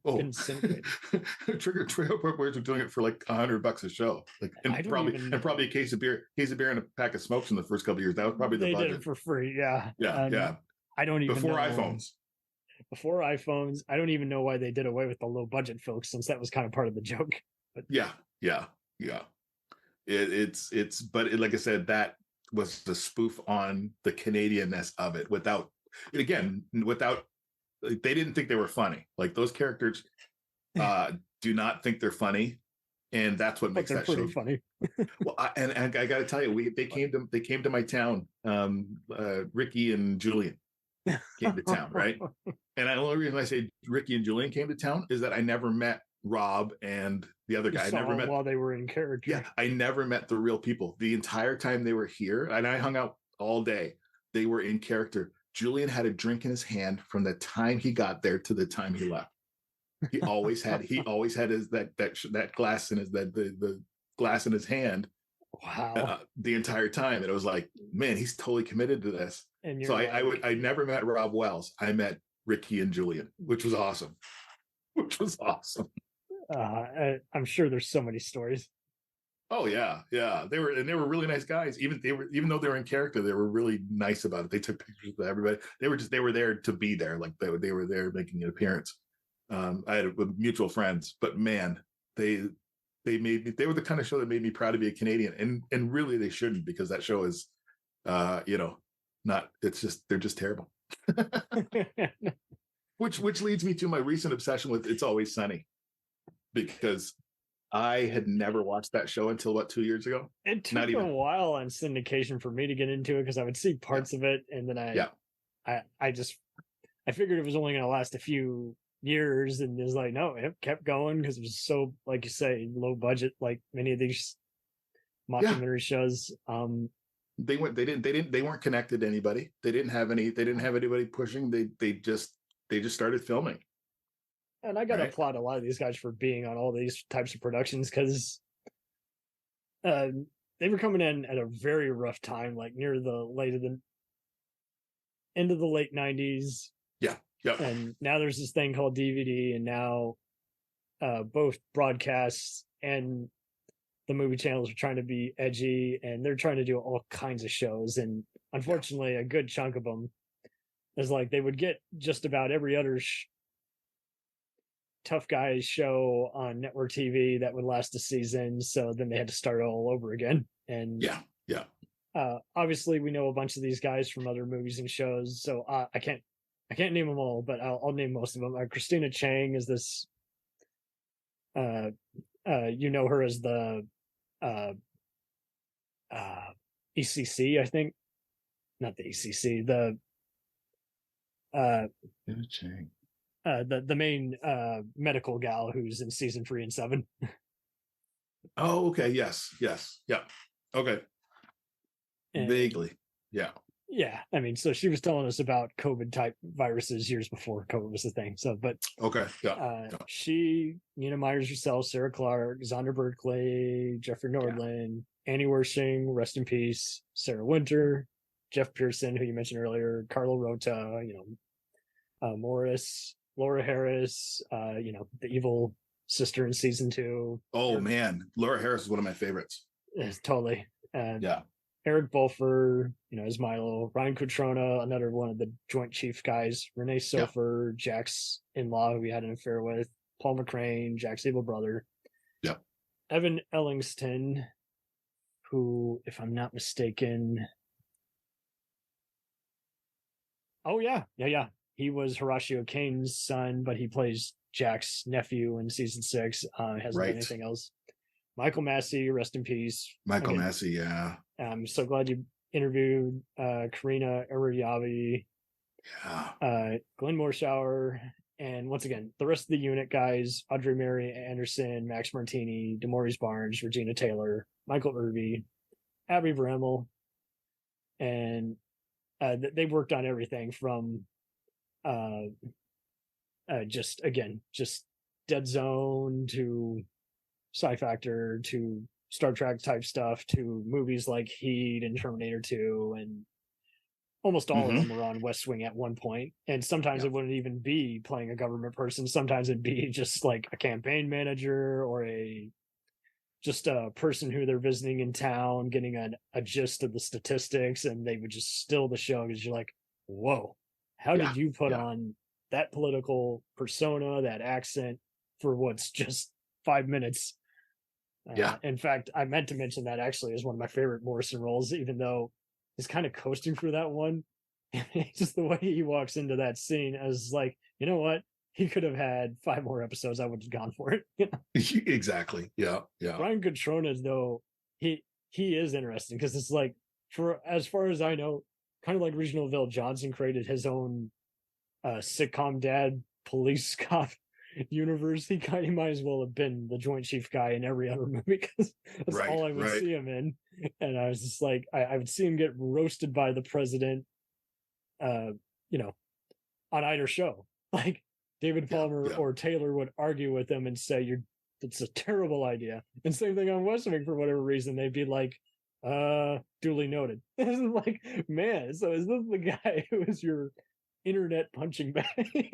Yeah. He is the guy you get mad at, and he has the perfect oh shit Yeah. He's not even Charles Logan. I'm not supposed to hate him, but No, exactly. Charles Logan had that. He had that face. He has the That's Jack Bauer. That's Jack Bauer, and That's Jack I'm Bauer. glad you're angry because we're rooting for your come up. And Ryan's the whole polar opposite, where he's like, "Oh, I didn't mean to piss off the, commander in chief." But Yeah. Oh. And I got to add Donnie Maropis for sure. Donnie Maropis, Abu Fayed. Delight. I'm glad you got to get a bigger idea of all the villains of 24. And I love talking to that guy because, again, he really should do more, but he just unfortunately hasn't done as much. But he was on the Taken TV show. He was on a bunch of other stuff. He says he has it kind of. He used to do all kinds of accents, but now he doesn't want to really push that line nowadays. Right. We've had all the political correctness wars, but I mean, when you play Quan Chi on a Mortal Kombat TV show, right, and then you come here, you do this, and you do all these other kind of bit part roles like Hidalgo, where he's actually playing a good guy, is like, and he jokes a lot about how he's. I think did he tell you this story? I can't remember. Well, it's funny. We talked to him the night before. We did a sound check the night before, so that was the first time I'd met him. And he's the nicest. He really is the nicest guy. I really hope we have another. I hope we have another opportunity to talk to him because he was great, and he was great at the convention for sure. He's just a nice guy. Super nice guy. He loves joking about how he's mistaken for Van Damme for whatever reason. Yeah, that doesn't make sense to me. He's not French or anything, and right. He doesn't even have the same complexion, but for whatever reason, someone would just hear his voice to where he's like, "Well, I don't want to risk." It's kind of like a Cyndi Lauper Madonna thing. I don't want someone to start talking smack about you, saying you're an asshole. So I guess I'll just pretend him and accept the autograph on your behalf. But it's like when people call me Brian. It's like, sure, whatever. I won't need to correct you. It's fine. Brian. I answer to both. It's fine. Ryan Cranston. Yeah, exactly. Brian from Family Guy. I don't know. Gene Smart. My gosh, Gene Smart. That's a whole episode by itself. How do you go from designing women to her to Hacks and to Hacks? Yeah, I still gotta watch Hacks. This is about a aging comedian gal. Oh, you haven't seen it yet? I need to. Yeah. Her and William Devane, when they joined the show, it was just cool because that was kind of, like you said earlier, it's a Laverne and Shirley St. Elsewhere effect. Is like John Cassar is looking for some guys who have been through the ringer and who pretty much are foolproof. They can do any kind of role if you really give it to them. And exactly, if you give them something to work with. And Devane, I got to applaud. You come from Rolling Thunder Devane. and Marathon Man and every other 80s soap opera. Yeah. He was Devane the male Judith Light of his day, basically. And I love Carlos Bernard's his imitation, his impression of Devane was that way. And that was gold. That was gold. And when he realized his favorite, he's directing a bunch of episodes of Hawaii Five-0, and then because that makes sense to me because Brian Spicer was one of the directors, and Jeff Caliente did the stunt coordination and second unit directing. And every other actor, including Gene Smart, would have a recurring role or a guest spot. And with Carlos, he got to briefly recur and then direct about 5 episodes. But Rick Springfield got killed in the first 3 minutes he was on. Yeah, who would have thought that you'd take a famous musician? He told all his fans like he was excited, like he was going to be on Hawaii Five-0, and his fans lost it. They were like, "How dare you kill him off in the first 3 minutes? Do that? Yeah. Why would you do that?" It was beautiful. It was the Harrison Ford moment that I wanted, to be honest. They need to do that, and I mainly part of your Bernard interview, I just was loving how his favorite baseball player was playing, right? And you didn't even realize that was him, coaching a scene, and you're like, no. How am I even running this episode? I don't know. He's focused. He was laser focused. That's the only thing you can figure. Yeah. Again, Yvonne Strahovski, who should have been the next Jack, in my opinion. I think that could have worked. I think that could have worked. When she choked the guy while hanging from being suspended from the ceiling, that was the moment where I was like, because again, this is just my take on it. They tried with Rick Schroeder, they tried with Freddie Prinze Jr., but Yvonne Strahovski was the clear successor to Jack Bauer, and it would have been flack, and people would have complained, but I think it would have worked. Oh, totally. But she got Handmaid's Tale right around the same time. So, what are you gonna do? I got to applaud her though. I mean, it was cool to know that the writers had a sense of humor. You take an Aussie gal who was on a campy spy show, Chuck, and then now she's going to be in a serious spy role, and she had her chance. And I got to applaud Corey Hawkins. I like how like you said to Quibi earlier, some of those shows are getting a second chance, and his show survived, yes, where again it's kind of like, again, is that with Sophie Turner? I think so. Yeah. Yeah. It's on Roku for those who want to see. They purchased most of the library. I'm sorry, Sophie Turner Jonas. Sorry, I forgot. That's all right. I'm sure she answers either one. But yeah, I mean, I just don't want any hate mail. I don't want to. You forgot she's the Jonas. Oh my gosh. Well, I still got to applaud Corey for being in that, Six on the Ground, and I mean, people will even come up to him and just go, "Hey, young Dre," because he did such a good job portraying him in Straight Outta Compton. But Eric Carter's in my world somewhere. I'm about to read the comic book, which is a nice prequel.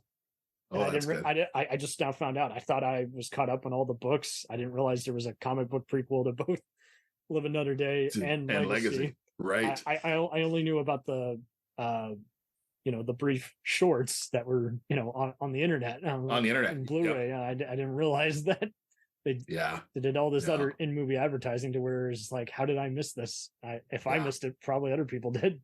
And I'll just add Dennis Hopper. I don't think we brought up Dennis Hopper yet. Dennis Hopper, my gosh, Dennis, that brought great credibility to that show in the first season. And just that Lou Diamond Phillips interview when he was being asked at a Stargate Universe panel is like, how did you get your gigs on Numbers in 24? And he was just like, just talking to friends I knew, and the 24 one he really loved because Kiefer actually sold it to him. I'm filming this scene with my flashback co-star. Well, it was the flashback, the flashback like, co-star. And Lou just responds to him, just shouting at Dennis Hopper in a bunker. That sounds like a party. Oh man. His Renegades and Young Guns. Renegades. Co-star. Yes. Oh my god. Renegades. It's got a very loose plot, but that's also, it's fun because it's kind of a who's who of Kiefer's web. He brings back his Lost Boys co-star Jamie Gertz. Yes. That's right. And he gets the typical, he has a total porn stash in that, just the weird giant beard, and Lou gets an interesting mystical Native American cop role, which is like that just made the movie. That made it so much more better. So much better. Yeah. And of course I yesterday, it was yesterday when I figured this out. I was watching Return of the Jedi yesterday afternoon, and I noticed the line. This is my 24 brain working. The line of, well, if you will not turn to the dark side, then perhaps sister, right? As soon as James Earl Jones says sister, that's the moment that Jack Bauer snapped in season 1. When he said, when he was told that Kim had been killed by Drazen, exactly the same reaction. Luke rises up and beats him down and cuts his hand off. And that's when Jack rammed the van into the. It was the same rage. Oh, wait a minute! Now you're touching my family. Family, yeah. You're gonna touch my family now. It's okay. You torture me and kill me, and this is you want payback for what I did to you and what Senator Palmer and I did to you all those years ago. But now you want to touch my family. And that's, again, it was that. By season 6, they pretty much went to the whole Luke, I'm your father thing. But yeah, before then, it's pretty much who's the emperor of the season and what's going to be. What's going to make Jack take out his lightsaber? Yeah, exactly. But it was yesterday that I realized they cribbed that a little bit from Return of the Jedi. That they had to. Your daughter's dead now, and then he literally loses it, drives a van. There's no subtlety anymore. He's going to drive a van through and kill everybody through until he takes down Drazen for killing his daughter. I will do it. And it's like, you threatened to go after my sister. Okay, now there's a problem. Game time, baby. that extra adrenaline just kicks in. But no, I can watch that. I can watch that scene over and over again where Jack just completely loses all. He just sees red, and he just sees red. And he just wants Drazen dead. His flashback co-star. It's the whoop whoop scene in Kill Bill. And of course, last but not least, for me is Mia Kirshner. I'm not sure how she goes. I think it's Mia. So underrated. Mia Kirshner. We don't even know if her name is really Mandy. We don't know. We don't know anything about her. She's dangerous. Except that she got a pardon. Yeah. For what? And she's still out there. She's still out there. They could bring her back anytime. Altogether, I mean, I gotta applaud her for doing that role, because, you know, she'd done all kinds of things, The Crow 2 and L Word and CSI New York guest spot, and I kept applauding her with how she took on all these, and she's probably the best part about the Black Dahlia movie. Like, yes, she is playing the wrong starlet, and it's just like I think she came out of the closet recently, and so it was so wild. She had taken on all these bisexual roles, and right at the beginning of the pilot. Yeah, even in 24, and then does all these other kinds of movies and shows. And anytime I feel like she's always come as like, I know you got a good gist from her, but like, even just looking at all her activism stuff is just like, and just seeing how cool she and Michael Massey were behind the scenes, like, those are the stories you remember. And Massey, I do kind of feel very sorry about, just because after The Crow, like, all he could get were just thug roles. And and Seven, and or just anything that was sleazy. And Marisol Nichols, I do hope that they entertain her with that, is like, but you know, this might be, you know, we want 24 to come back, but why not bring Nadia back? You know, absolutely. Nadia's still alive. Yeah, it's. I think there's possibility. She played Tony DiNozzo's girlfriend, like, for like 3 episodes, and then like one of his last seasons on NCIS, and then she was on Criminal Minds on a later year. And I know because of that, she became best friends with like Aisha Tyler, and she got her to guest star on Whose Line. Right. And it's just so funny because Wayne Brady did some digging, and he's like, "Oh, you've been a spy," and so he made a 24 reference. Yes, I love 24 references in other shows. In Plain Sight does a blatant one. There was a recent one on Abbott Elementary where the nerdy guy is interrogating himself. I'm Jack Bauer, torturing Jack Bauer. I'm like, I'm probably the only guy in this room who got that reference. Yeah. Or It's Always Sunny with the cat named Jack Bauer, Agent Jack Bauer. Sorry, the cat's named Agent Jack Bauer.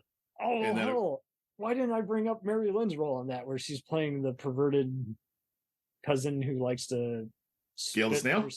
Yeah, Gail the Snail, like drink her own saliva and other bullshit. She's amazing. Yeah, and just hearing her talk about, she's answered so many just interviews about how she did that weird role, and she's like, I want to play it completely clueless, you know, that otherwise the humor won't be there. I'm not trying to justify this gross person who I don't even want to be. Right. No, she's playing it straight. She doesn't think she's funny. She doesn't think she's funny at all. So crazy, because it's just like, no, but you're great. And it's so fascinating to me, like the joy I feel when I see somebody from 24 on something else.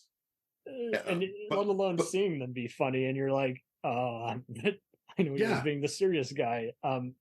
Even schlocky B movie guys, I would see. I know Jim Wynorski, that's right, the Death Stalker 2 Chopping Mall, infamous Roger Corman director. Right. Is a huge 24 fans, and he would get a bunch of those supporting actors to be like big parts in his movies. Well, I forgot you just reminded me. Michael Madsen. Michael Madsen was on 24. He was in a few different movies with Kiefer, and I'm sure he was he season 9? Was he living other? No, he was season 8. I would have loved to have seen him come back because much like all his other Delta Force guys, he was like the only one who wasn't dead or who hadn't been turned. Although I will say that was an interesting take. Prison Break fans would see the first season of 24 and they'd be like, "Hey, that's the evil prison guard, Wade Williams, Muhammad Ali's trainer in the Michael Mann movie." Hey, who who I really want to get for next year to come out to be a part of this thing is Shannon Doherty. Oh, because she did the commentary. Because the commentary, she happened to be on the set that day. That is my understanding. She was on the set that day. Taking a break from Charmed, yeah. Yeah, and she was so excited to be on the set of 24 that I think that's how it. I think that, again, I don't know if that's completely accurate, but that's how it came together. She mentioned how much of a fan she was of the show, and so there's one commentary track. Is it season 5? For those who want to listen to the commentary tracks, they're all on 24 spoilers. You can match it up. You can have it on while you're getting some laundry done, and you'll be very entertained by Carlos's cursing at times. Yes. It even feels like they're doing a Mystery Science Theater level, but while 24 is on. It does. Yes, it does. Especially who's your favorite commentary track on 24? Oh, I really dug any of the episode. The episode where they're talking to not Chip Johansson, although he had some good ones. The one guy who's directed a bunch of stuff for Jessica Jones and the Frank Grillo show Kingdom. Okay. His name is, sorry guys, I gotta look it up. He's done a bunch of shows. But he was great, where he was talking with some of the other cast members and how they completely improvised the scene where Jack gets ambushed at the MI6 headquarters in LA, Tim Acafano, and he's like, how about we just have an air jet blow this up? We don't know how it blows up, but how would it be an air jet, and how about there be a helicopter ambush? And I know he casted Carlos Bernard's fiance at the time, now spouse, who plays Gael's, I think, Gael's widow in that same season. Right. In fact, you know what? I gotta bring up Gael. I'm so. Oh yeah. That dude. He's what's the Colombiana's father? He's in Blood In, Blood Out. Con Air is one of the prison guards. Oh yeah, it was also with McKelty Williamson and some of those other 24 stars. But this is also the fun of it, though, is half the time it's spot the Jerry Bruckheimer CSI type actor. Because of course, I always have fun when they cross over with each other.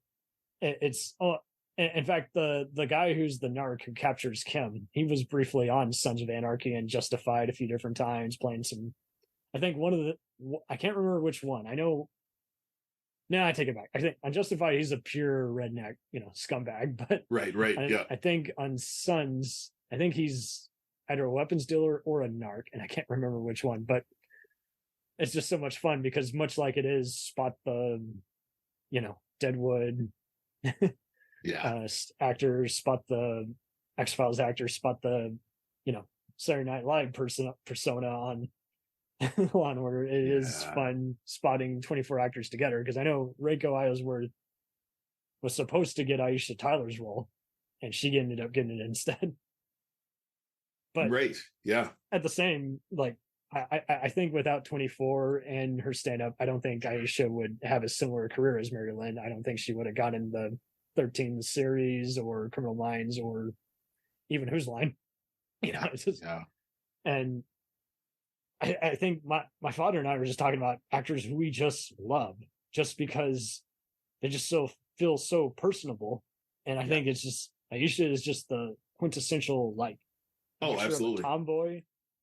And when you saw her on Talking Soup, it was interesting. Is like, I think that illustrated her whole career because she's much like the Daily Show guys, just showing all the kind of improv skills she can use as well as the different personas. And she, much like Dennis Haysbert, and Kiefer, she can play it straight faced or play it totally bonkers.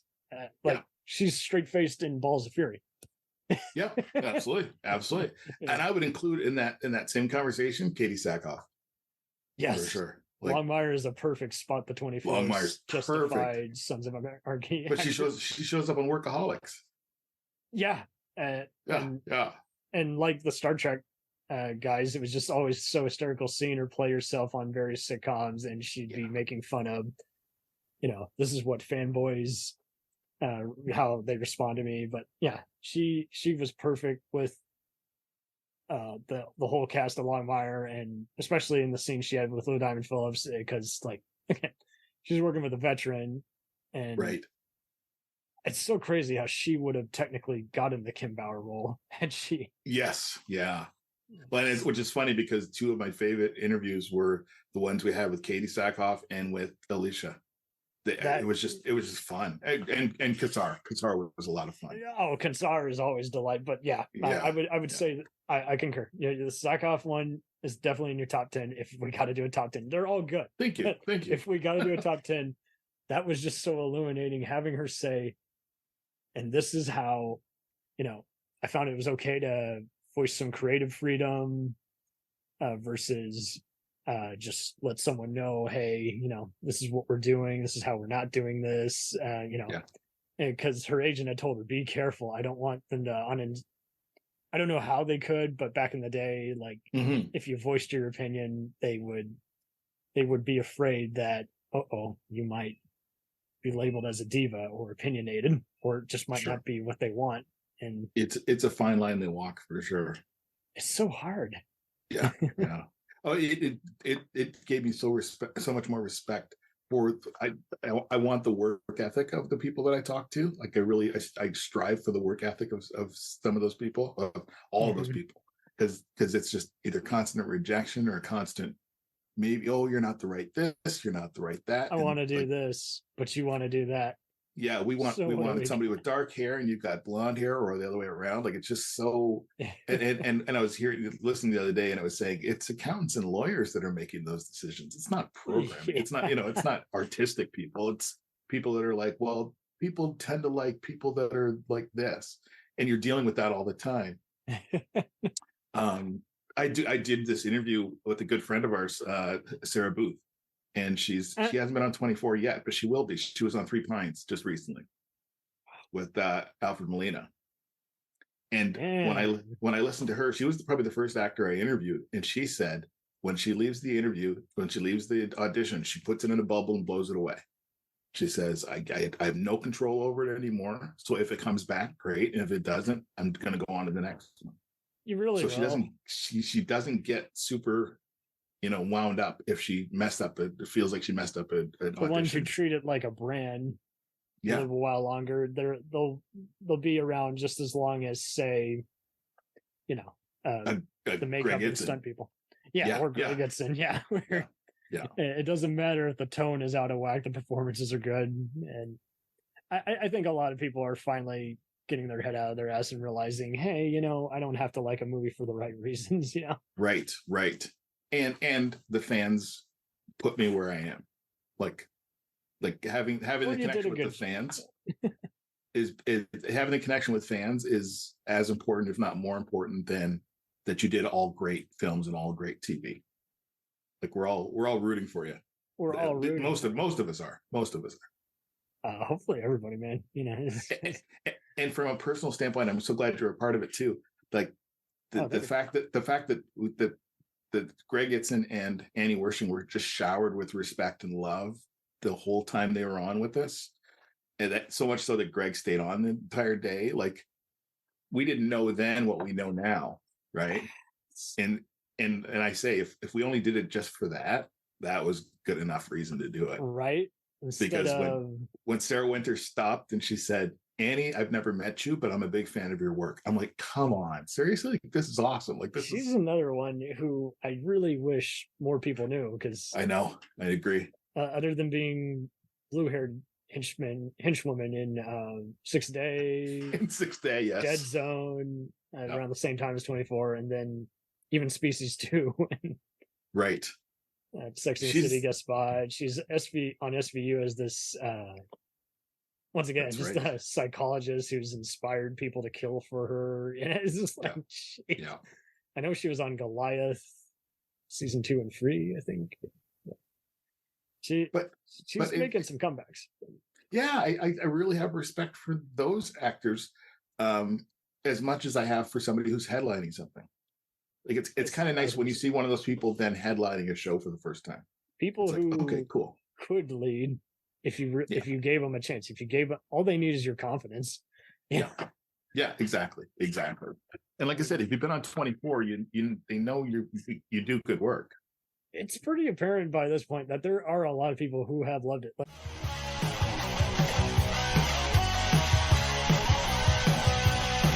Follow us on the web on Facebook, Twitter, and Instagram. The podcast is available on Podbean, Spotify, iHeartRadio, Anchor, Apple, and anywhere else podcasts are available. Feel free to review our show and leave comments on any of those sites. Thanks a million for listening. It's a jacked up review show.